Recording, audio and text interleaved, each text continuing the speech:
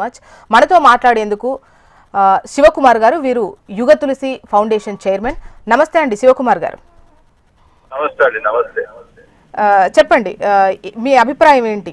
ముఖ్యంగా అంటే అన్ని మతాలకు సంబంధించి, ఇతర ప్రార్థన మందిరాలకు సంబంధించి వాళ్ళు ఎటువంటి ప్రేయర్స్ చేసుకోవాలన్నా ఎక్కువ సంఖ్యలో హిందువులు ఉన్నప్పుడు అటువంటి ఇబ్బంది ఏం కలగదు. అట్ ద సేమ్ టైం అన్ని మతాలకు సంబంధించినటువంటి మెజారిటీ పీపుల్ ఎక్కువగా ఉన్నప్పుడు హిందువులకు ఆ ఇబ్బంది కలుగుతోంది, వాళ్ళ భూములకు రక్షణ ఉండట్లేదు అని చెప్పేసి ఒక వాయిస్ వినిపిస్తోంది.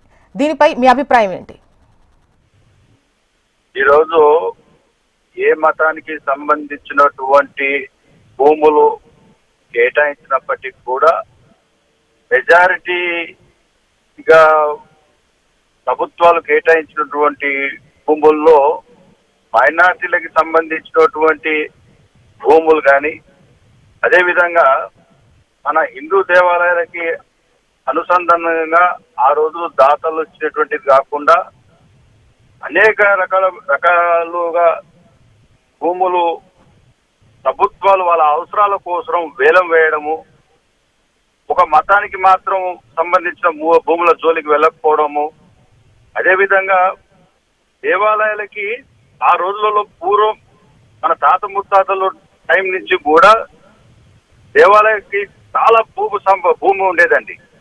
ఇదిగాక గోచర భూములు కూడా ఉండేటివి.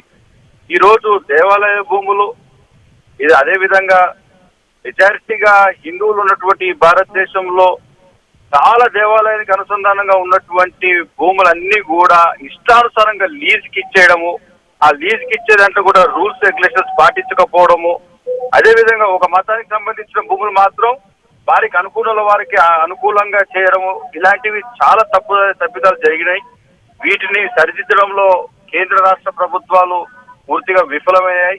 ఎందుకంటే ఎండోమెంట్స్ ఎప్పటి నుంచో కూడా దాన్ని స్వయం ప్రతిపత్తిగా బయటికి తీసుకురావాలి, ఎవరి దేవాలయాలు వారి నడుపుకోవాలి. క్రిస్టియన్స్ కానీ మసీదులు కానీ వాళ్ళు నడుపుకున్నప్పుడు మన దేవాలయం మనం నడుపుకోవాలని హిందువులు మెజార్టీగా ఫైట్ చేస్తున్నప్పటికీ కూడా ఆ దిశగా బిల్లులు పాస్ అవ్వడం లేదు. దానికి తోడు కేటాయించిన భూములన్నీ కూడా అన్యాక్రాంతమైపోతున్నాయి. ఎవరు ఏ భూమిలో ఎవరు కబ్జాలో ఉన్నాడు, ఎవరి పేరు మీద లీజ్ తీసుకున్నారు, ఎక్కడ లీజ్ హోల్డర్స్ వేరే వాళ్ళు ఉన్నారు, ఇట్లా చాలా సిటీలో కూడా కొన్ని వేల కోట్ల రూపాయలు విలువ చేసే భూములు కూడా ఈ రోజు థర్డ్ పార్టీ చేతులకు వెళ్ళిపోయాయి. థ్యాంక్ యూ శివకుమార్ గారు. ఆలయాలు అభివృద్ధి జరగాలన్నా, దేదీప్యమానంగా వెలగాలన్నా కూడా ఆలయాలకు కేటాయించిన భూములు కావచ్చు, గతంలో ఉన్నవి అంటే డాక్యుమెంటెడ్ గా ఉన్నటువంటివి, లీగల్ గా ఉన్నటువంటివి ఆలయాలకే చెందే విధంగా, వాటి కోసమే ఉపయోగించే విధంగా పటిష్టమైనటువంటి చర్యలు తీసుకోవాల్సినటువంటి అవసరం అయితే